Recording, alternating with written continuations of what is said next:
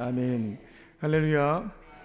오늘도 새벽 기도의 자리에서 말씀을 듣고 간절히 기도하심으로 내 안에 계신 주님과 풍성한 교제를 나누시고 주시는 힘과 능력으로 가정과 또 교회와 일터에서 승리하는 복된 한 날 되시기를 주님의 이름으로 축원합니다. 오늘 말씀의 제목은 사명자는 이렇게 살아간다입니다. 사명자는 이렇게 살아간다입니다. 사도 바울은 회심 후 3년이 되었을 때에 처음 예루살렘에 방문하게 됩니다. 다메섹 도상에서 부활하신 예수님을 만난 뒤에 아라비아 광야로 갔다가 다메섹에 다시금 돌아와서 복음을 전했습니다. 그렇게 목회를 했습니다. 그리고 3년 정도 시간이 흘렀을 때에 예루살렘에 올라가서 예수님의 제자들이었던 베드로와 야고보를 만나게 됩니다. 그 바울은 자신의 고향인 다소로 돌아가게 되고 길리기아 지역과 여러 곳에서 복음을 전하면서 묵묵히 목회를 했습니다. 또다시 세월이 흘러서 14년이 지난 후에 바울은 바나바와 디도를 데리고 다시 예루살렘으로 찾았습니다. 이 방문은 단순한 인사나 형식적인 보고는 아니었습니다. 복음의 본질과 또 사역 방향을 분명히 하기 위한 매우 중요한 자리에 해당됐습니다. 그곳에서 논의된 주제는 단 한 문장으로 요약됩니다. 이방인도 예수님을 믿으면 구원받을 수 있겠는가? 그렇다면 율법과 할례를 반드시 지켜야 하는가? 당시 유대인 출신 그리스도인들 중에는 예수님을 믿는 것은 좋지만 모세의 율법도 반드시 지켜야 하고 남자라면 할례도 받아야 된다라고 주장하는 사람들이 있었습니다. 그들에게 있어서 구원의 조건이라고 하는 것은 믿음 플러스 율법 준수가 있었다라는 겁니다. 하지만 바울이 전했던 복음은 달랐습니다. 그것은 오직 믿음으로 말미암아 구원을 받는 것이다 였습니다. 회의의 결론은 분명하게 내려졌습니다. 구원에는 믿음 외에는 어떠한 것도 필요하지 않다. 구원은 율법이나 할례로 얻는 것이 아니라 예수님을 믿는 믿음으로 받는 것이다.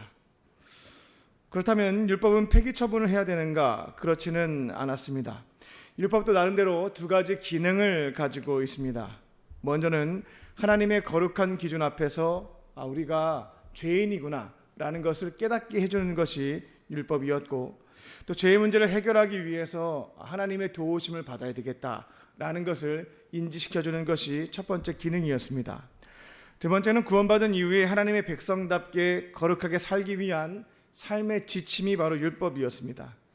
즉 율법이라고 하는 것은 구원받기 위해서 지키는 것이 아니라 구원받은 사람이 어떻게 살아야 되지? 라는 질문에 대한 답, 즉 구원받은 사람이 경건하게 살기 위해서 필요한 것, 도움이 되는 것이었습니다. 바울은 이번 예루살렘 방문을 통해서 민족과 문화와 전통의 경계를 넘어서 누구든지 이방인이라 할지라도 예수님을 믿으면 구원받는다는 사실을 선포하게 됩니다. 더 이상 율법과 할례에 얽매이지 않는다는 자유를 선언합니다. 오늘 말씀의 제목은 사명자는 이렇게 살아간다입니다. 오늘 말씀을 통해 사명자의 삶과 자세를 배우시고 또 그 길로 걸어가는 저와 여러분 되시기를 주님의 이름으로 축원합니다. 첫 번째로 동역자가 필요합니다. 동역자가 필요합니다. 하나님은 바울을 특별하게 부르셨습니다. 박해자였던 그를 전도자로 세우셨고 또 이방인들을 향해서 복음을 전해서 영혼을 구원하는 사명을 맡기시게 됩니다. 하지만 보게 되면 하나님은 그를 홀로 보내시지는 않았습니다. 사명을 감당할 수 있도록 동역자들을 붙여주신 것을 볼 수가 있겠습니다. 바로 대표적인 인물이 바나바와 디도였습니다. 바나바는 예루살렘 교회가 인정했던 지도자였습니다. 바울이 회심한 직후에 예루살렘에 왔을 때 많은 사람들이 저 바울은 예수님 믿는 사람들을 감옥에 가두었던 사람이다 라고 생각하며 그때 바울을 사도들에게 데려가서 복음을 전할 수 있도록 또 그들과 관계할 수 있도록 중간에서 다리를 놓아줬던 사람이 바나바였습니다. 그래서 이번 예루살렘 방문에서도 바나바는 바울과 그의 사역을 보증해주는 든든한 동역자가 되었습니다. 이 바나바의 존재만으로도 예루살렘 사도들에게 저 바울은 믿어도 괜찮다라는 신뢰를 주었다라는 겁니다. 그리고 디도는 이방인이었습니다. 그는 모세의 율법에 따라 할례를 받지는 않았지만 예수님을 믿음으로 구원을 받았습니다. 디도는 살아있는 복음, 그 복음의 증거에 해당되는 인물이었습니다. 구원은 율법을 지켜서가 아니라 바로 믿음을 통해서 받는 것이다 라는 것의 산 증인이 디도였다라는 겁니다. 바울이 디도를 데리고 예루살렘에 간 것은 단순한 동행이 아니라 복음을 눈앞에 보여주기 위한 전략이었습니다. 이것 한번 보십시오. 이방인 디도가 할례를 받지 않았지만 예수님을 믿음으로 이처럼 구원받지 않았습니까? 이처럼 강력한 증거를 보여주기 위해서 디도와 함께 갔다라는 겁니다. 성경을 보게 되면 하나님께서 사명을 맡기신 사람들에게는 혼자 내버려 두지 않고 동역자들을 붙여주신 것들을 볼 수가 있습니다. 베드로에게는 야고보와 요한이 있었고 그들은 변화산 사건과 겟세마네 동산에서도 함께 있었던 것을 볼 수 있습니다. 다니엘에게는 사드락, 메삭, 아벳느고라고 하는 세 친구가 있었습니다. 그들은 함께 바벨론 왕의 명령도 거부했고 푸른 뿔에 들어갔던 이들입니다. 인류 최초의 사람 아담도 하나님은 홀로 두는 것을 좋지 않게 여기셨고 하와를 만들어서 붙여주셨습니다.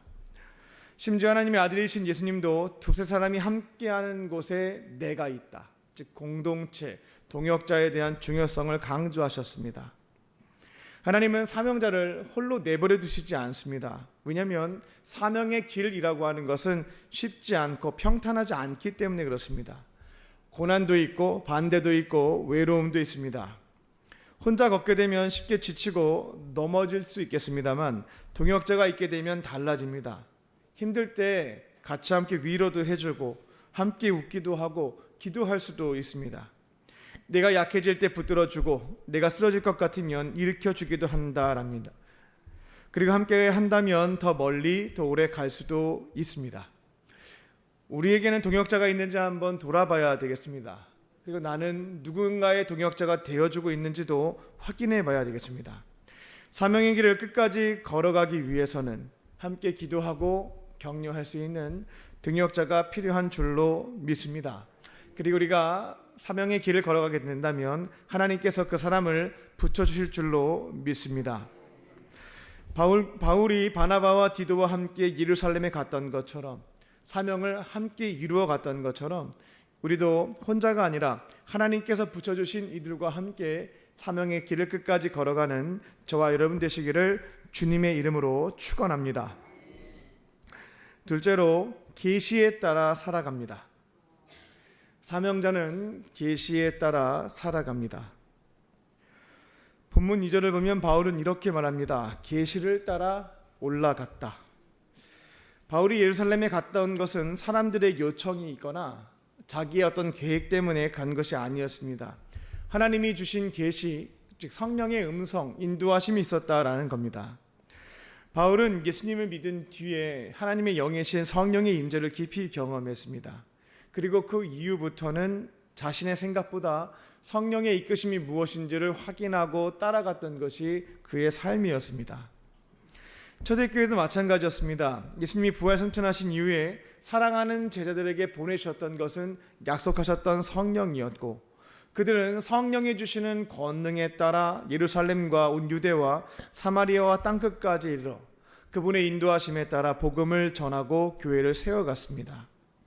그들은 성령께서 생각나게 하시는 말씀을 전했고 성령이 주시는 능력을 가지고 병자를 고쳤으며 또 성령께서 인도하시는 대로 순종하며 그곳에 교회를 세우며 사명을 이루어갔습니다. 바울은 1차 전도여행 때 지금의 터키 지역, 즉 소아시아에 여러 교회를 세우게 됩니다. 2차 전도여행 때에는 세웠던 교회가 잘 이루어지고 있는지를 돌아보며 위로하고 격려하고자 계획을 세우게 됩니다. 쭉 교회를 돌아본 뒤에 이제는 터키 북쪽 지역입니다. 소아시아 북쪽 지역으로 이동하여 교회를 개척하려고 생각하고 있었는데 성령께서 계속 그 길을 막으셨습니다. 비두니아로 가려고 했지만 계속 막으셨습니다. 그리고 유럽 사람입니다. 마게도냐 사람들이 건너와서 바다를 건너와서 우리를 도와주십시오 라고 하는 환상을 보게 됩니다. 바울은 지체하지 않았습니다. 곧바로 유럽으로 건너가게 됩니다.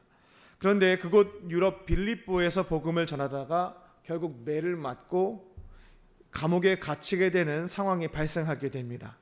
하지만 하나님은 그 고난의 상황을 사용하셔서 감옥을 지키고 있었던 간수와 그의 가족을 예수님을 믿게 하셨고, 결국 그렇게 유럽의 첫 번째 교회가 빌립보에서 세워지게 되었습니다. 그렇게 바울은 성령이 주시는 계시의 말씀에 따라 순종을 했을 뿐인데, 그때는 몰랐을 겁니다. 그 간수와 함께 시작된 그 유럽의 첫 번째 교회가 2000년의 교회 역사를 바꾸게 될지는 바울도 상상하지 못했을 겁니다. 그가 성령의 계시에 따라 살아가게 되자 성령께서 일하셨고, 이처럼 놀라운 역사가 일어났다라는 겁니다. 성령님은 오늘도 우리와 함께 하시고 동일하게 일하시는 줄로 믿습니다. 성령께서 언제 각 사람에게 오셨는지 누군가는 그 날과 시를 모를 수가 있습니다. 성령님이 내 안에 계신가 안 계신가, 언제쯤 내 안에 오셨는가 라는 질문에 대해서 답을 찾기 어려울 수 있다라는 겁니다. 하지만 고린도서 12장 3절의 말씀을 보게 되면, 우리가 예수님을 나의 주님으로 고백하고 있다면, 예수님을 저주할 수 없는 사람이라면 이미 성령께서 내 안에 계시는구나 확신하시면 되겠습니다. 예수님을 믿게 하는 분도 성령님이시고, 저주할 수 없도록 막는 분도 성령님이시기 때문에 그렇다라는 겁니다. 그렇다면 이제는 성령이 계신지 안 계신지 갈팡질팡할 것 없이 내 안에 계신 성령과 함께 지내면서 그분이 주시는 계시의 말씀을 듣고 순종하는 것, 그것만 집중하시면 되겠습니다. 우리가 삶의 자리에서 사도 바울처럼 성령의 계시에 따라 살아가길 소망한다면 이 세 가지를 좀 기억하시면 좋겠습니다. 먼저는 읽기입니다. 평상시에 하나님의 계시가 기록된 성경 말씀을 많이 읽으셔야 되겠습니다. 또 성경에 기초되어진 설교 말씀도 많이 들으시면 좋습니다. 그렇게 말씀을, 계시의 말씀을 내 안에 풍성히 쌓아놓는 겁니다. 두 번째는 묻기입니다. 그렇게 말씀을 쌓아놓은 뒤에 여러 가지 문제가 생겼을 때 기도의 자리에서 이미 내가 정한 답을 통보하기 전에 질문을 던지는 겁니다. 주님, 이와 같은 상황에서 어떻게 하면 좋겠습니까? 사도 바울도 계속해서 길이 막혔을 때 주님, 왜 길이 막힙니까? 어떤 뜻이 있습니까? 물었던 겁니다. 세 번째는 듣기입니다. 그렇게 묻게 되고 기다리게 되면 성령께서는 반드시 어떠한 방식으로든 우리에게 말씀을 해주십니다. 때로는 설교 말씀을 통해, 때로는 기도하는 중에 주시는 마음을 통해, 때로는 상황의 열림과 닫힘을 통해, 때로는 믿음의 동역자의 권면을 통해 내가 가졌던 질문에 대한 응답을 주신다라는 겁니다. 그러면 이제 남은 것은 순종입니다. 사명자는 자신의 계산이 아니라 성령께서 주시는 계시에 따라 살아가는 사람인 줄로 믿습니다. 오늘도 성경을 읽고 기도의 자리에서 묻고 다양한 통로로 주시는 말씀을 듣고 지켜가심으로 사명자로 승리하는 삶을 살아가는 저와 여러분 되시기를 주님의 이름으로 축원합니다. 끝으로 예수님을 주인으로 모십니다. 사명자는 예수님을 주인으로 모시는 겁니다. 본문 20절은 바울의 고백 중에서 가장 유명한 말씀 중 하나에 해당됩니다. 내가 그리스도와 함께 십자가에 못 박혔나니 그런즉 이제는 내가 사는 것이 아니요 오직 내 안에 그리스도께서 사시는 것이라. 이제 내가 육체 가운데 사는 것은 나를 사랑하사 나를 위하여 자기 자신을 버리신 하나님의 아들을 믿는 믿음 안에서 사는 것이라. 바울은 이제 이렇게 고백했던 겁니다. 이제 내 삶의 주인은 내가 아닙니다. 나를 위해서 자기 목숨까지 버리신 하나님의 아들, 그분이 이제 주인이십니다 라고 선포했던 겁니다. 그는 옛사람, 자신의 옛날의 모습은 십자가에서 이미 죽었다라고 고백합니다. 율법을 지키는 것을 통해서 의인이 되고자 했던, 행위로 구원을 받고자 했던, 예수님을 박해했던 과거의 나는 죽었다라는 겁니다. 그리고 이제는 나를 살리시기 위해서 자기의 생명까지 십자가에서 바치신 예수님, 그분을 주인으로 모시고 그분을 위해서 살겠다라고 고백합니다. 부활하신 예수님이 내 안에 계시며 이제 삶의 주인이신 예수님이, 즉 주인님이 말씀하시는 것이 있다면 자기는 지켜가는 삶을 살겠다라고 그 신앙을 고백했던 겁니다. 바울은 실제로 이 말씀대로 살았습니다. 10절을 보게 되면 바울은 가난한 사람들, 예수님의 뜻에 따라 섬기는 삶을 지켜갔고, 12절을 보게 되면 유대인이든지 율법을 모르는 이방인이든지 관계없이 차별 없는 사랑으로 교제한 것도 볼 수가 있습니다. 그리고 예수님의 수제자이자 그 당시 교회의 지도자였던 베드로에게 잘못 보였다가는 교회 활동이 막힐 수도 있었음에도 불구하고 주님의 뜻에 따라 사도 베드로가 잘못된 일을 하게 되었을 때 그것에 대해서 책망하고 권면한 것도 볼 수가 있습니다. 바울은 교회의 지도자였던 베드로를 주인으로 모셨던 게 아닙니다. 예수님을 주인으로 모셨기 때문에 그분의 뜻에 어긋나는 일이다라고 한다면 그가 비록 수제자였던 베드로라 할지라도, 초대교회의 수장이라 할지라도 담대하게 말했다라는 겁니다. 12절을 보게 되면 베드로는 안디옥에 오게 되었을 때 원래 유대인 그리스도인들이 꺼렸던 금기를 깨고 바로 이방인 출신 그리스도인들과 함께 식사를 했습니다. 그러니까 교회 안에 다양한 부류의 사람이 있었던 겁니다. 그러니까 유대교 출신의 교회 다니시는 분이 있고 또 이방인 출신의 그리스도인들이 같이 있었는데, 유대인들은 이방인과 함께 식사하는 것을 율법의 기준을 가지고 꺼렸습니다. 하지 않았다라는 겁니다. 하지만 베드로는 예수님이 하셨던 대로 그들과 식사하고 교제를 나누었다라는 겁니다. 근데 문제가 생겼습니다. 이방인 그리스도인과 교제하는 자리에 유대교 출신 신자들이 왔던 겁니다. 그러니까 베드로가 눈치를 봤던 겁니다. 왜냐하면 그들이 아무리 그래도 그렇지 율법에 따라 이방인과 식사하는 것은 잘못된 거 아니냐 라며 공격할 것이 두려웠다라는 겁니다. 그래서 베드로가 나름 어떠한 선택을 하게 되냐면 식사하는 자리, 교제하는 자리를 살짝 피하게 됩니다. 문제는 교회 지도자였던 베드로가 이와 같은 행동을 하게 되자 다른 사람들도 야, 교회 안에서 유대교인들끼리만, 유대교 출신 사람들끼리만 교제해야지 이방인들은 배제해야 된다라는 그런 일들이 발생했던 겁니다. 그래서 바나바도 그처럼 행동하기 시작했고, 교회 안에 있는 이방인 그리스도인들과 유대인 출신 기독교인들이 교제를 안 하는 일이 발생했다라는 겁니다. 바울은 이는 우리의 주인이신 예수님의 뜻에 어긋난다라고 판단을 했습니다.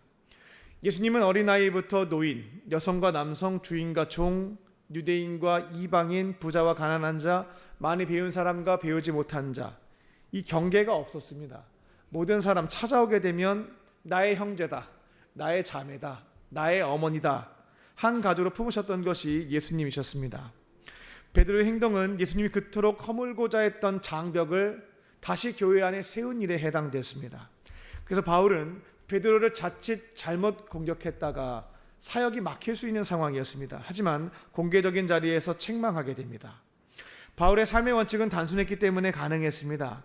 내 삶의 주인이신 예수님이 하신 일이라면 누가 뭐래도 나는 한다. 예수님이 하지 않으셨던 일이라면 누가 뭐래도 나는 하지 않는다. 이게 단순하고 중요한 원칙이었고 그대로 행동했다라는 겁니다. 사명자의 주인은 내가 아니라 예수님이신 줄로 믿습니다. 사명자는 내 욕심과 계획과 생각, 자존심에 따라 살지 않습니다. 옛 사람은 그리스도와 함께 십자가에 못 박아 버리고 이제는 나를 사랑하사 나를 위해서 자기 생명을 바치신 예수님을 주인으로 모시고 예수님이 말씀하셨다면 그대로 따라가고 그분이 원하시는 것이 있다면 지켜가는 것이 사명자의 삶인 줄로 믿습니다.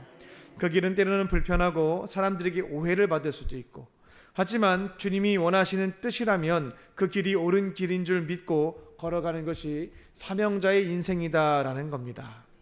우리의 주인이신 나를 사랑하사 자기 생명까지 내어주신 예수님을 사도 바울처럼 주인으로 모시고 사명자의 길로 걸어가는 저와 여러분 되시기를 주님의 이름으로 축원합니다. 기도하겠습니다.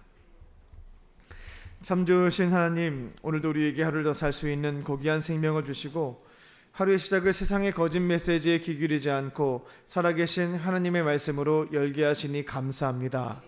사명의 길을 걸어갈 때에 동역자를 붙여주시고 또 다양한 통로로 들려주시는 성령님의 말씀에 민감하게 반응케 하여 주시며 예수님을 나의 주인으로 모시고 순종하는 삶을 지켜갈 수 있도록 인도하여 주시옵소서. 오늘도 주님께서 베풀어 주신 은혜, 그 사랑을 기억하며 마음과 뜻과 정성을 다하여 예물을 드린 손길들이 있습니다. 어려운 상황 속에서 간절한 마음의 손을 담아 예물을 드리오니 모든 기도에 응답하여 주시고 하늘의 신령한 것과 땅의 기름진 복으로 충만하게 채워 주시옵소서. 또 몸과 마음과 영혼의 질병에 있는 환우들이 있습니다. 성령께서 아픈 부위에 친히 안수하여 주시고 또 기름 부어 주셔서 모든 질병을 깨끗하게 회복시켜 주시옵소서. 그렇게 하실 줄 믿고 감사드리오며 예수님의 이름으로 기도하옵나이다. 아멘.